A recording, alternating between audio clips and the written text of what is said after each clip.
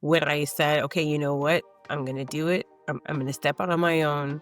This is what I'm focusing on. I'm research and I'm doing this business. And here we go. And it took a while. It took a while for things to actually gain momentum because I had the internal momentum, but now you actually have to get people out in the community to buy what it is that you're selling, to actually be interested in coming alongside you and also pay you to do it.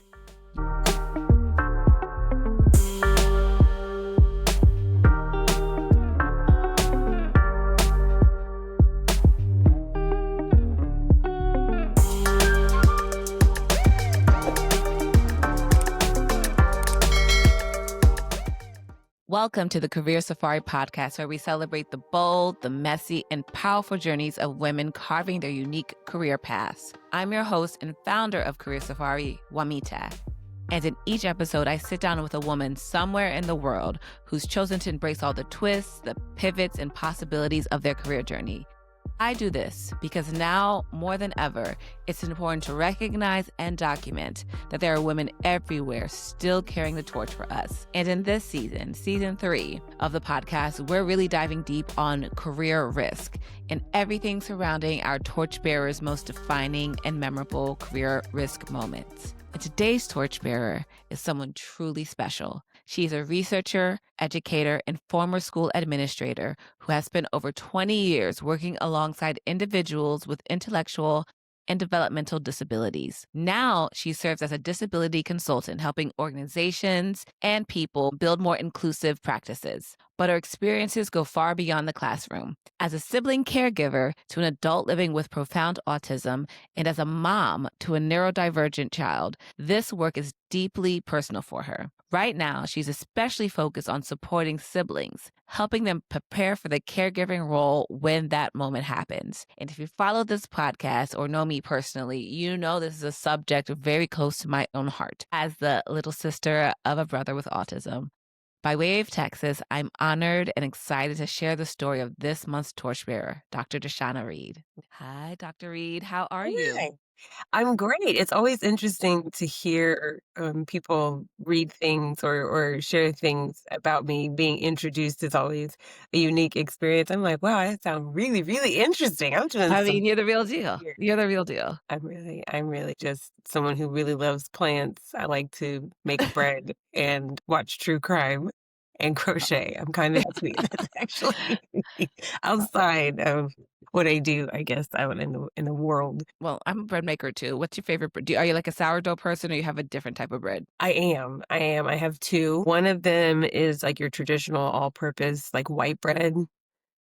So her name is Edith. She's hearty, right? Like, I inherited her from someone who inherited her from someone who inherited her. Ooh, So it goes back. It it's goes back. generational bread. She's got a lot. She's got a lot going on, lots of things. And then Dolores, named after my late mother, is wheat bread. She's a little more challenging, a little more rigid. You gotta do, like, more things. She's a little extra. Oh, mom bread. She's a hearty Mom. one, right? But she's a challenge, and I thought that was appropriate. So Good. Okay, this is going to be a lot of fun. So I like to start in the same place. What's the name of your career safari? What did you name your career journey? my career journey, actually, it took me a bit to think about this, right? Because when you asked me the question, I was like, a title? What? I've just been doing it. I hadn't even really paid attention to giving it an actual title. And of course, in this season where I'm having to give titles to things, projects that I'm actively working on, I had to really rack my brain. But there's actually a little key fob. I got it at an artisan thing. My husband actually got it for me when we were out kind of at like one of those little artisan markets Yeah. in a small town here in Texas. And he picked it for me because he was like, this doesn't sound like anybody other than you. And it Ooh. actually says Hustle with Grace. And if I had to give mine a title, it would be Hustle with Grace. I have carried that around for years and I didn't even realize how appropriate it was until he said it to me. So Hustle with Grace. So your career safari is hustle with grace. Now, why did he look at that and say, like, this is you? But he's just the sweetest man, first of all. But the hustle piece, he has been witness to a lot of what I've been doing more in recent years, and it is a hustle. It is a very much sense of urgency for me. It's deeply rooted in a great deal of passion for the people that I serve, the community that I have been a de facto part of for my entire life. And so it is a hustle. It is a push. It is a go, go, go, because the work Mm. doesn't stop and it can't. And so there's that element of it. And I believe on the other side of it, there's grace, because there has to be an understanding of the fact that while I am deeply passionate about what I do and who I do it for and how I do it, not everyone understands that. And the expectation is not that everyone understands, but they are at least willing to listen. So there has to be grace given to those who don't understand what the journey is like, who don't understand why I am so deeply passionate about what I do, who don't understand the hustle and the level of sacrifice that it takes in order to not just move a business forward, but to legitimately lead a movement, which is kind of what I wanted my life to be. And so that's where the grace comes in. Also for myself, I have to give myself a lot of grace too. I wasn't sent here to completely change the world in my lifetime, just my corner of it. And we're going to talk more about like your movement and what you're building. But before we like get there, let's like paint the picture. Let's go back to those like beginning years. And I know like you're a veteran, you grew up in Texas. Yes. What did your 20s look like? Like, were you still in the army then? Like, what was going on? Woo, I'm What was 20. China before doctor? My gosh, DeShanna for a doctor. Whew, okay. So my 20s were wild.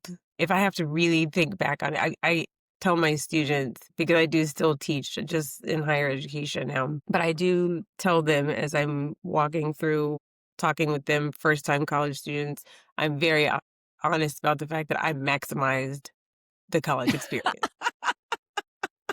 As It you was the should. 90s. It's It was expensive. adorable. And I was out here. I was out here in the streets. But I absolutely did do my schoolwork. It's a balance. It's a balance. There has to be a balance. You see, there has to be. So my 20s were wild. And I want to say everything kind of came to I liken it to when the record screeches, like that. That record screech came my senior year of college when I fell for the okey doke and ended up pregnant and alone. That okey doke. The okey doke, Yeah, right? yeah, yeah. And I mean, I had one semester left. Yes. So that's what, 46-year-old me is looking at 22-year-old me like, girl, we had it. Like, we were right there. We could see it. We were waving at it. The finish line for college, we were done. We were going to go out here. We were going to travel. We were going to go to medical school. We were going to do all of the things before we had children.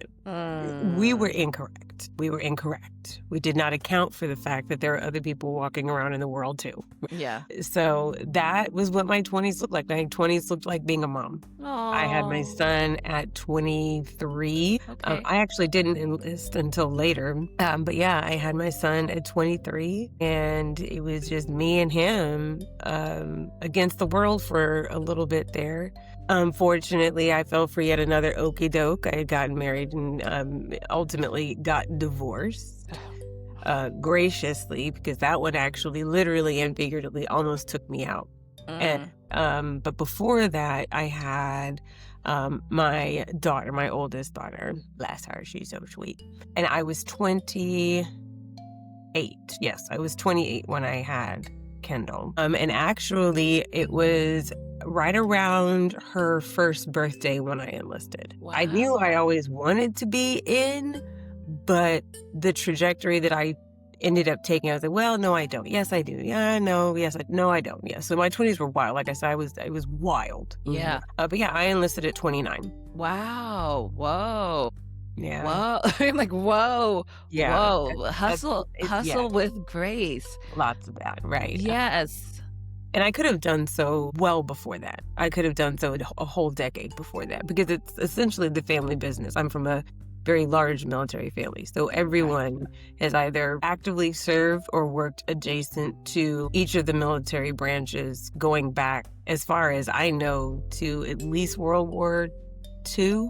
So we go way, way back. Okay, I was going to ask him, like, oh, you wanted to be in the military. So that Mhm. explains why. It's like you grew up in that culture, you grew up with that sense of pride Right. around serving the country, and you didn't reject it. You're like, no, this is part of who I am. This is what I want to do. Yes, and I did, and I also knew that at that point in my life, I was looking for something that had a greater sense of meaning and purpose. And then on top of that, I knew I wanted to be in the medical field, and I knew that the best training that I could get was going to be as an enlisted person.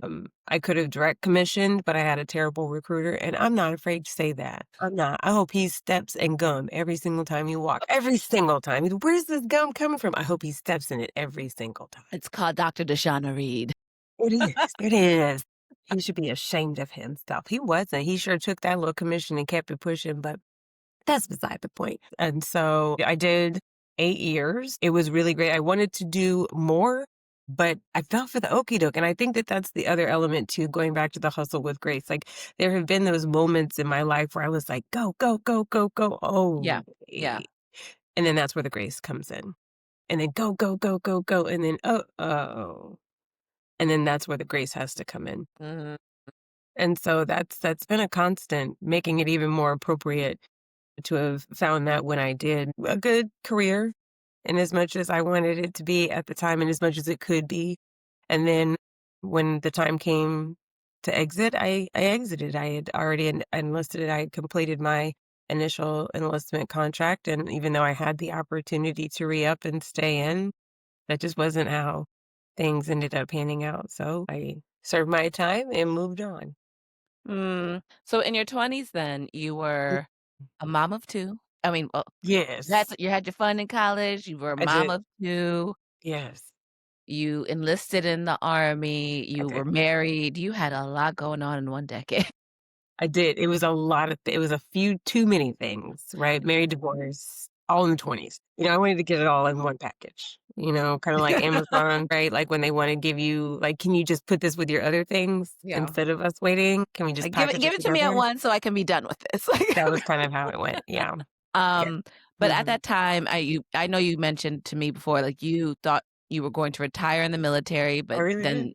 then another change happened, and then you thought you were going to be a psychiatrist, and then something else pivoted. So there Yeah. was a lot of, like you said, start and stop, starts and, like, repivot, start and, like, collect yourself and pivot again. Mhm. So Mhm. let's go into what brought you to working in education. So as I shared in like my intro, your sister has autism and that's something we have Yes. in common with my Mhm. brother. Did you always like have an inkling like eventually you wanted to work with families and people with disabilities? Or was there a moment of realization? Honestly, the answer to that question is yes. That was the Mm. whole reason that I wanted to become a psychiatrist is because I really wanted to understand Adrian, and I wanted to understand more specifically autism spectrum disorder itself and the different behaviors and really getting a clearer picture, not just from the outside, but really kind of almost getting into Adrian's head to really kind of Mm. understand her and the processes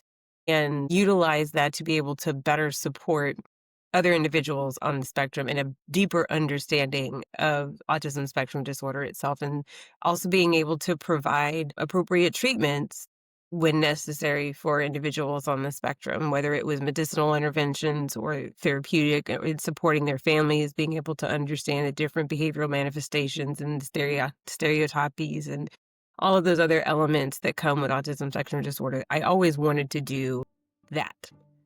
So going into psychology was my undergrad, and so going into that, I really wanted to understand the inner workings, and so the focus was more on like the neuroscience piece and some of the cognition piece.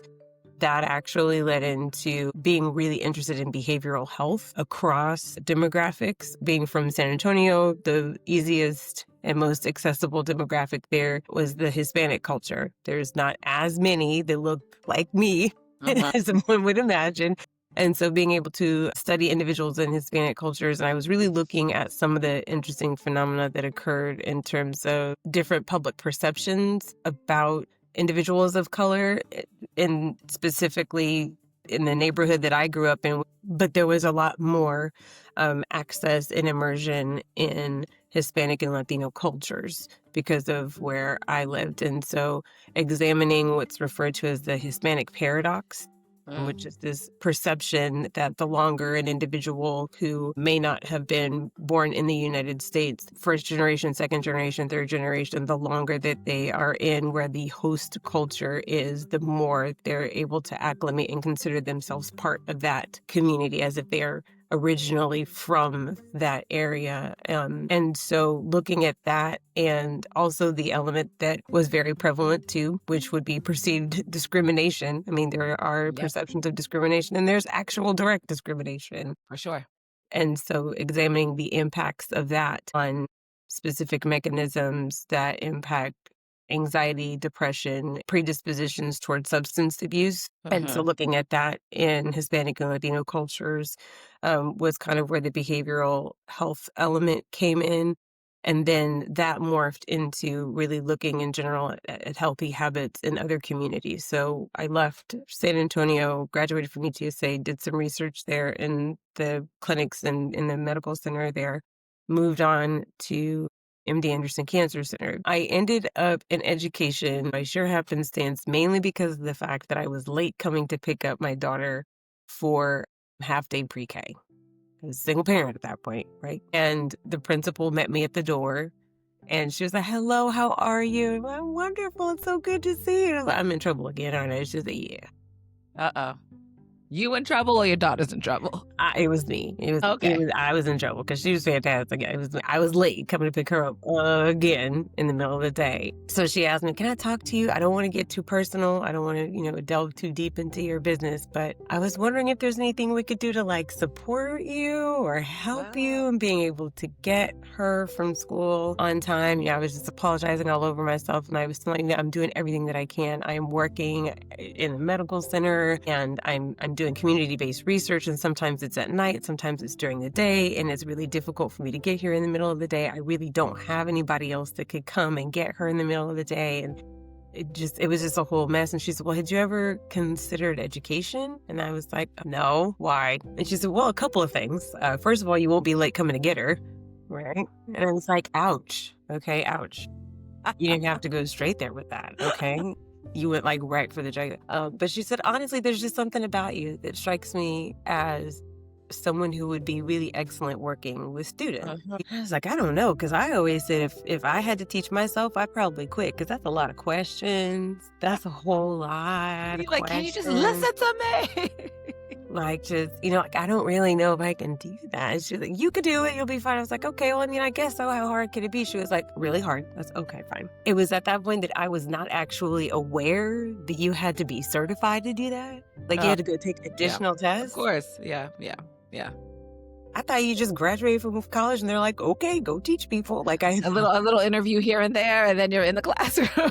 good to go, set, right? I was very incorrect. And I'm not afraid to admit my naivete at the time. I had no idea. I really did not, because that was nowhere in my mind that I was going to become a teacher. I like to teach people to do things in my realm, in my area that I have worked and studied so hard and for so long to be in. But never did I see myself in a classroom. And how long were you in the classroom? Like, from that moment, you went and studied 13 years in the classroom. I actually looked the other day because something came up on my little Facebook time hop thing. 13 years, yeah.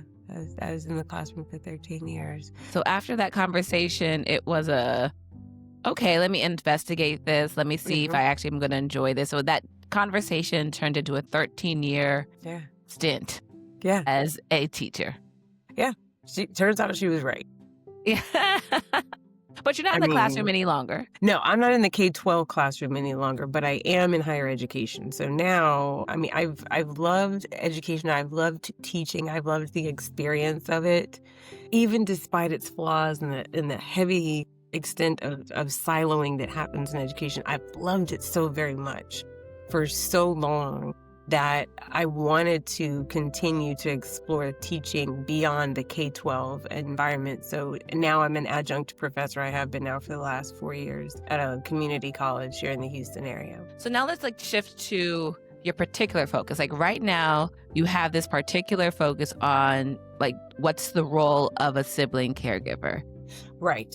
So what made you decide to center your work here? So what made me really decide on it was when I was preparing to deliver my first TEDx talk. So something that was really unique for me in general, just in growing up. My older sister, Adrienne, moved into the group living facility in 1993. At the time, it was just she and I at home. We moved from San Antonio in 1987 to Houston because that was at least closer to the only facility, really, that would have been able to meet the needs that Adrienne had in terms of support needs. And so I remember that very well.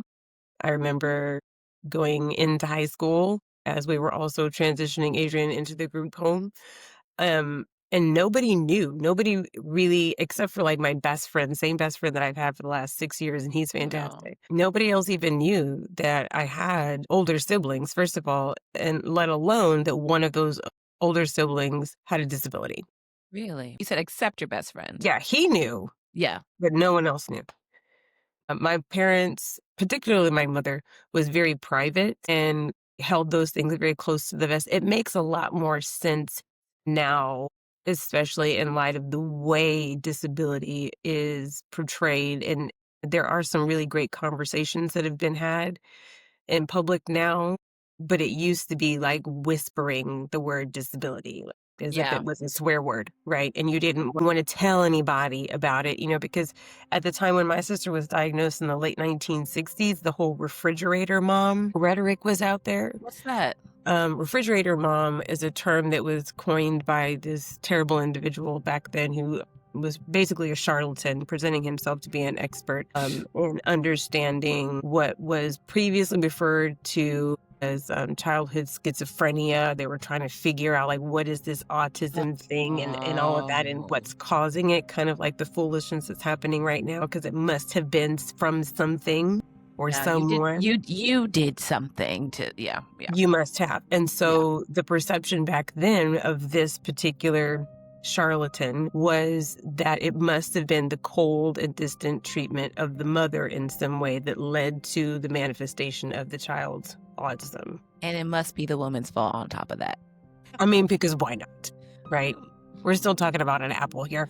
Okay, so that's it. Right. And that was the blame. That the blame was constantly placed on the moms. And so that's where the term refrigerator mom came in. And then add in the additional layer of being a mother who is Black with a child who has very profound autism. She was already a very private person anyway.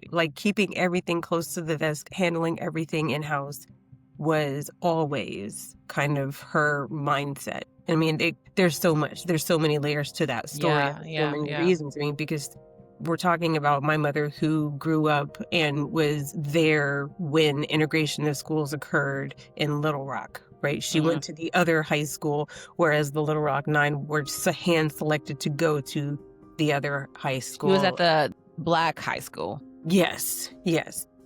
So when they were trying to integrate Central, the 9 were handpicked and trained. I mean, there were meetings. My grandmother used to be a member of the NAACP in that area, and having those conversations in the community meetings about who was going to go. And my grandmother was adamant, do not choose my children. I will not send them.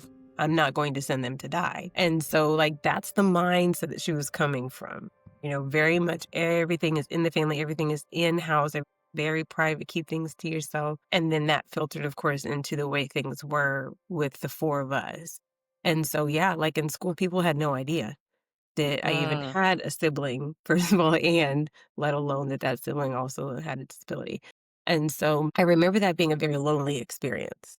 Yeah, I can imagine. There was no such thing as I'm going to go to parties in high school. There was no, I'm going to go spend the night at people. Because first of all, you're not spending, you can't go to everybody's house. You can't eat everybody's food either. And then not everybody can come to your house, especially if you're not trying to have people in your business and all up questioning like your sister and what's going That, yes. Yeah. that, Yeah. that. And so it was very much like that. And over time, I was like, I know I can't, I know I'm not the only one. I know I'm not the only one. No. So in doing additional research in preparation for the TEDx talk, when it had gotten picked up by TEDx Raleigh, I had applied at the encouragement of a really, really amazing storyteller. Her name is Dawn Frazier.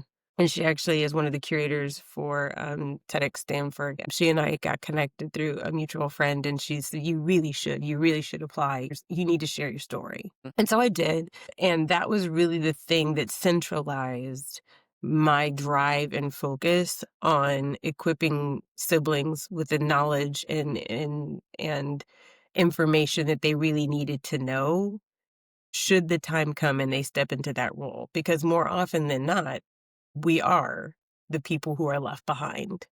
Yeah. Yeah. And we know our siblings very differently than even our parents. I mean, of course, they're in a different role, right? They fulfill a different need.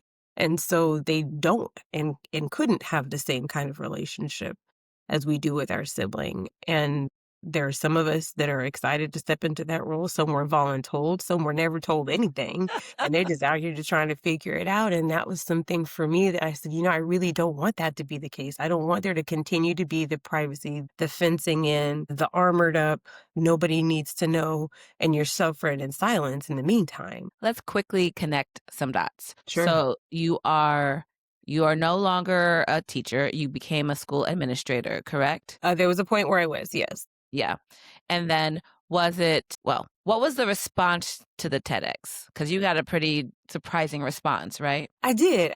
I didn't anticipate that it was going to resonate with as many people as it did. And I was waiting and waiting and waiting for mine to come up because I was like, okay, they're going to post them and I'm going to get to watch it. But what I didn't realize is the people from the TED organization really, really liked my talk and found it to be really timely and felt like it was worthy of being shared out with a larger audience. So the reason mine took so long to even get uploaded onto the TEDx Raleigh site is because the TEDx organization had pulled it and put it on their larger one so that everyone in their distribution list had access to it. So Wow. that was really cool. I was not prepared for that. And I will link the TEDx talk in the Career Safari website for those Yeah. that want to take a listen. She's able to connect with the audience well. She's giving practical advice about an area that is really not well researched or well communicated about how to actually be a sibling caregiver. But is this what also pushed you to become an entrepreneur and creating like your own path as a consultant? The big thing, and this is going to be an interesting one because it goes back to my time in education. So at the end of my K-12 public education career, if you will, I was an 18 plus transitions teacher, which for me was kind of full circle. My introduction to working more directly with individuals with intellectual and developmental disabilities came when I was working in a different state for the ARC. And when we were in a meeting, it was several other 18 plus transitions teachers in an in-service with a district level leader, couple of district level leaders in the district that I was in at the time. And they were talking about the ARD process. And this administrator said, you know what? Here's the deal. It doesn't really matter what the family wants. We have more seats at the table, so we're always going to get what we want. So they can disagree all they want. It's not like they really even know because it's not like they're even reading any of the things that we give them. So let Oh, them someone disagree. is disillusioned and rude and wow. And she was like with 10 toes, full chest out. Like she Good said it like she Lord. was just talking to one of her friends about what she was going to do for dinner. Like it was just that flat and that open with it. And when she said the quiet part out loud, it's stuff Mm, that I had known for years. And yeah. even as an administrator overseeing special education programming in the meetings, although I knew I was there to represent the school and the district, I also wanted parents to really understand you do have rights. And it's important for you to know those rights and you have certain responsibilities, but we also have certain responsibilities to you and your child. So make sure that you understand that. And if you don't speak educationese, because most people don't, let somebody know. I'm happy to explain it to you. And if we're in the wrong, we need to make it right. Right. So that was my experience as an administrator, so then being back outside the classroom and hearing somebody at a district level say that in a large school district, that for me, I was like, "See, I can't be part of this machine anymore.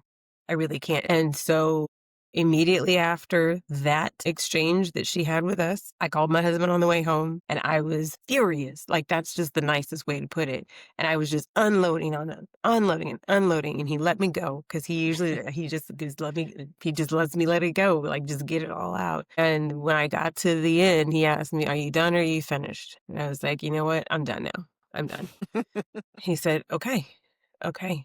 So now are you ready?" I was like, "Ready for what? What are you talking Mm, about ready? We going to dinner? What are you talking about?" Like, "Yeah, I'm not a ready to go." profound question. Okay, Yeah. what does he He mean? will hit you with some deep questions, right? He was like, "Are you ready to finally step out on your own? Mm, 'Cause you're hearing the quiet stuff out loud, and you said that that was gonna come to pass. So now what are you gonna do? Because you already know that the deck is stacked. You've known that." And I was like, "Well, if you already know that the deck is stacked, you better start getting really good at counting cards. So that's my job." And with mm. that, I started my LLC. I got the process started, got the paperwork going, and that was actually in the middle of the school year. So by the end of that school year, when I was walking away, I had my LLC established and I had my first set of clients. Your work is not just I mean, you talked about, like, the expansiveness of your Sure. work, Yeah, but this, as I said in my intro, is deeply personal to you, and you've talked it about your is. sister as well. But you even talk about, like, how to prepare your partner, your Oh, husband, your yes. spouse, like, whoever it is about what this caregiving role takes on, and for what we're talking about, like, if you have a sibling or someone that with disability and when the primary guardian passes away or is no Mhm. longer able to like be that in that caregiving role, it's usually then inherited by Sure. the sibling who has to then Yes. take on that responsibility and that shifts your life. So how did you, like on a personal level, how did you navigate that conversation and transition in your family once your mother passed? Sure. So there was a marriage and divorce there too. Which Okay. I'd have been through it, girl. I Okay. have stood in the wrong line more times. Right, I'm in the right line, right? Okay, so I don't even need to be in a line anymore. I'm in the right place. This is Yeah, my right yeah. line. It takes a couple of pivots. It takes a couple, "Oop, this Couple don't fit times. right." Yep, Couple yep. times. But at the time when my mother was passing, my father had passed 18 months before her, and I was married to my ex-husband at that point. So he was aware. He had met my sister, and when you have a sibling with a disability, as you're aware, it completely changes your view of the world. Like, you don't know how to see the world any differently than Yeah. you do through the lens of someone who is deeply connected to someone with a disability. And in relationships, whether it's dating relationships, friendships, you have to be really careful and you're looking and you're watching and listening to the little nuanced things that people are saying to determine, are you a safe person for me to Let even me have? tell you, we could tell some stories about that. And you have to, because the person that you love so deeply, that you are connected to in that way, regardless of what your feelings are about the potentiality of you moving into a caregiving role, you love them so very much that you would Yeah. never want to have anyone in your life who would ridicule them or relegate them to some sort of inspiration porn Yep. or other them. They've already been othered by so many Yeah. people. You don't want You're additional not the one. othering. We don't do that. Yeah. Right? And so with that relationship, it was a different story. My husband now, who actually I have known since middle school, we went to middle school together. He didn't know that I had older siblings. He had no idea, except for Facebook comes along, right? And Yeah, I yeah. started posting things then, and we were friends, of course, in a way that was very respectful because he was married, I was married. But that was when he discovered that I even had siblings. It's like, Yeah, I had because no you said your siblings are like 18 years older than you, idea. right? Yeah, yeah. So Yeah, yeah. nobody would have known, except for my best friend. But he was like, "Well, I didn't know that you had siblings." Yeah, and as a matter of fact, and I remember on our first date, I was talking to him about it. It was very interesting first date conversations, especially when you're like your late 50s, going to your 40s. You're just talking about everything. Like, okay, here's my credit score. Here's where I live. I need to know We don't got yours. time for this nonsense. Have time. I don't. Okay. Do you see a True. therapist? Are you willing to see a therapist? Are you a therapist? Like there's just, so many very unique conversations that you have dating later in life. I told him about Adrian, and he was Uh-huh. like, "Wow, I had no idea." As a matter of fact, one of my aunts is legally blind, and I spent a lot of time around her growing up, and I was like, "Wait a minute, you understand? You're safe. You're a safe person. Okay, yes, this is gonna be great." And he also happens to be handsome, so that kinda worked out, but, And you're fine. I mean, I think that's neither here nor there, but it helps. I mean, that got you to the table. That got him It to the did. table. It got us to the restaurant. Okay. So that part was helpful. But, that element there, the fact that he had a connectedness to the disability community Yeah. and had his whole life and had had that level of exposure for me was like, yep, that ticks that box. Because now I feel like you're a safe person for me to be able to share the nuances of the journey with Adrian and even our relationship, my relationship with Adrian and my relationship with my other sisters, one of whom we're estranged from, unfortunately, because it gets Yeah. messy. Knowing that you have someone who you're deeply connected to that has a disability, you have to be really careful and paying attention to the different elements of them that may or may not later on become problematic. Because when I do go and visit Adrian, she does live in a group living facility. She's been there since 93, like I mentioned earlier. He's very understanding. Sometimes he'll go with me. Really all depends. My children have all gotten the opportunity to spend time with, and again, we're a blended family, but my older two have always been around Adrian. They've always Yeah. had that exposure from the time they were babies. Yeah. Yeah. Finding the right partner, especially, I mean, in all situations, it's like the most important decision of your life is finding the right partner. It really is. And especially in this case, if you're dealing with a sibling with disabilities and you might have to take on this caregiving role, Mhm. finding someone who can understand, you can have these conversations with, that Yeah. has empathy, that's willing to be with you on that journey is Yes, critical. it is. Critical. It Yeah. is highly critical, and I think the other element too is the considerations for the financial element, like, so basically the 3 things that I talked about in my TED Talk are legit real things that are concerns that we've had to, as a family, always keep running as a script in the back of our mind. What about the financial element? Are her Yep. benefits being taken care of? She's got Social Security benefits, so she's okay, so that element is fine. What about additional funds? What about what my parents' last will and testament was in terms of the things that they wanted for her to be able to have or not have, and bearing those things in mind, knowing that they're no longer with us, and how can we still honor them and and respect what it is that they wanted while also taking care of her in the real world right now in this realm where things have drastically shifted since they were alive. And, the considerations for how that impacts your relationship with your partner. Yeah. Because when you have to have the attention for your sibling, how do you balance that in a way that's meaningful and respectful to both parties? So it's almost like having to divide yourself into Yeah. two different people, but when you're with the right person, you really don't have to do that. You have someone who is also your support system. So let's talk about career risk now. Even though in what Oh, you've shared already, I have heard risk after risk and pivot after pivot already embedded. So what do you think are like the biggest career risk you've taken? the biggest one was actually opening the firm, Mm, stepping out and saying yes, and being willing to do so without a safety net. mhm, mhm. But Yeah. there's a fire in you after that meeting. Oh, yes. Oh, yes, and that was honestly what fueled everything, and then when I said, "Okay, you know what? I'm gonna do it. I'm gonna step out on my own. This is what I'm focusing on. I'm research, and I'm doing this business, and here we go." And it took a while, and that was difficult. It took a while for things to actually gain momentum because I had the internal momentum, but now you actually have to get people out in the community to buy what it is that you're selling, to actually be interested in coming alongside you and utilizing the frameworks and the ideas and different initiatives that you have in mind and implement them in their systems and also pay you to do it. Yep, yep.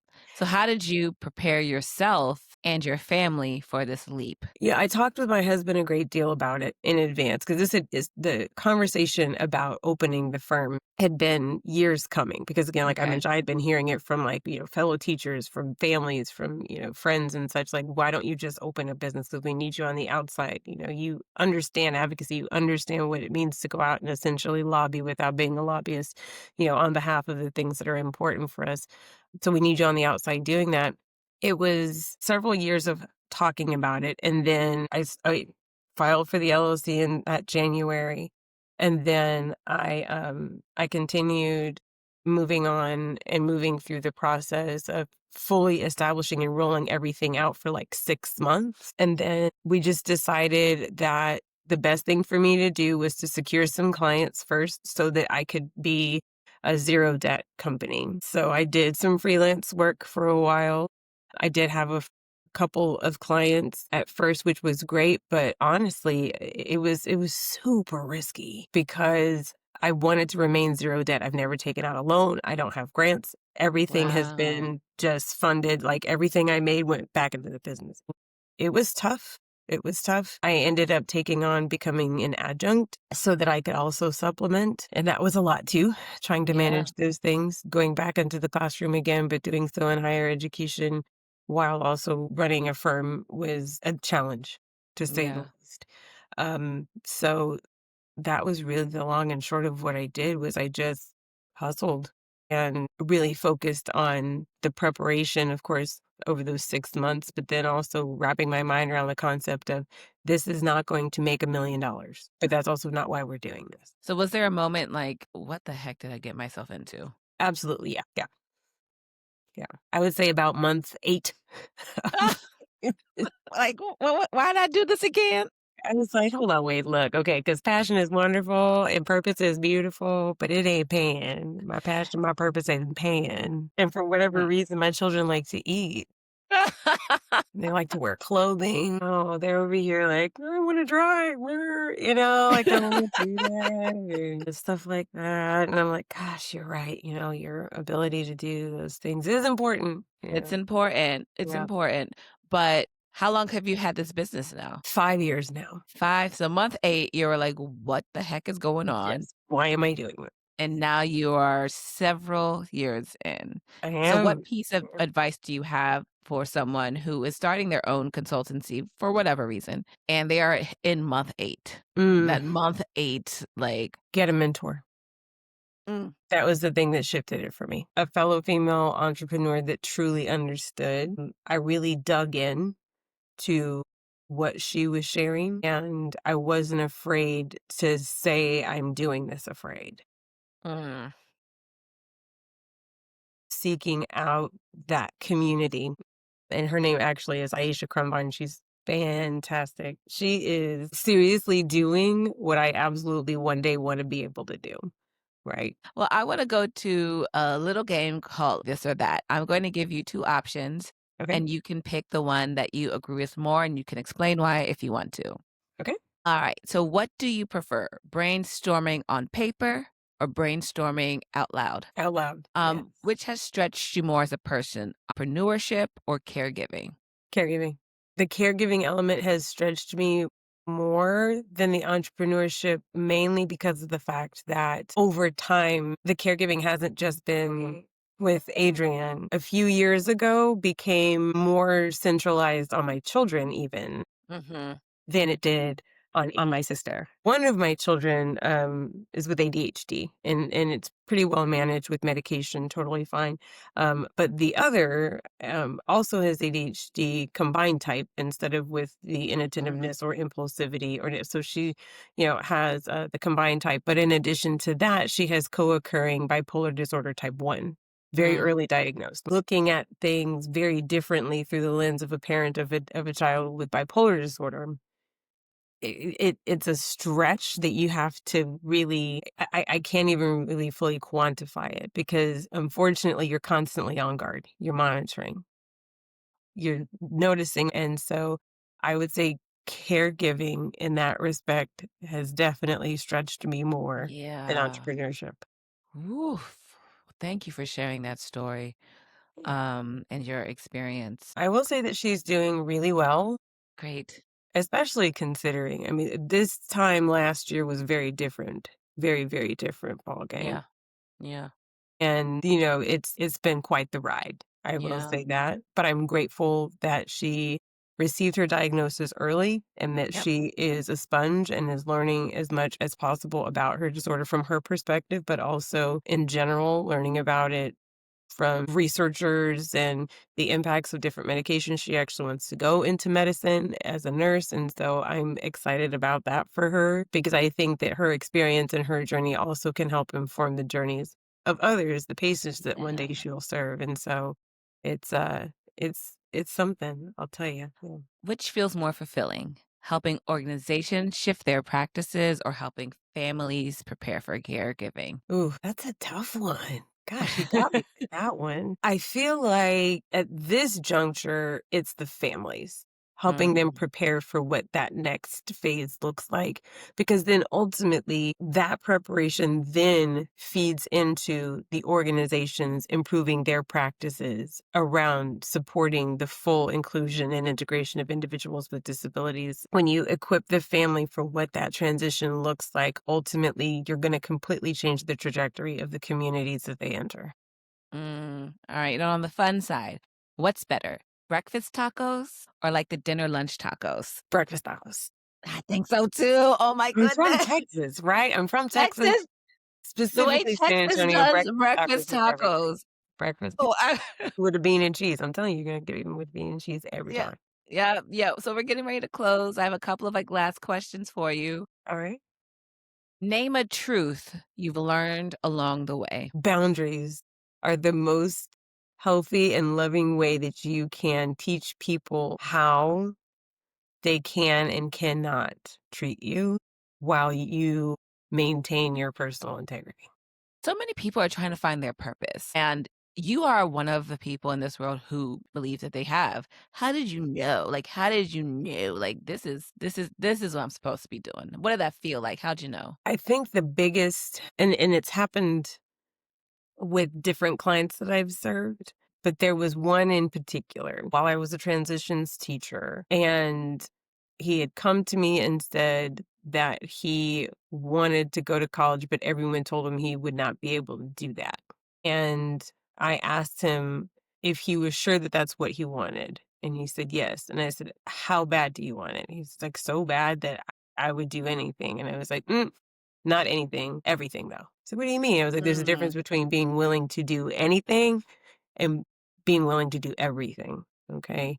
So we're going to focus on doing everything that's needed, not just anything. And we did. I worked really closely with him and his mom. And ultimately, before the end of that school year, he had gotten into a community college program. He loved the program. He ended up graduating from that program. I left the campus. I stayed in contact with the family. And then now he's going to a tier one institution as a freshman okay. this year after having finished that, and he had gotten a job and is doing really well. And right about the point where his mom said, everyone said he couldn't except you. That's what did it for me.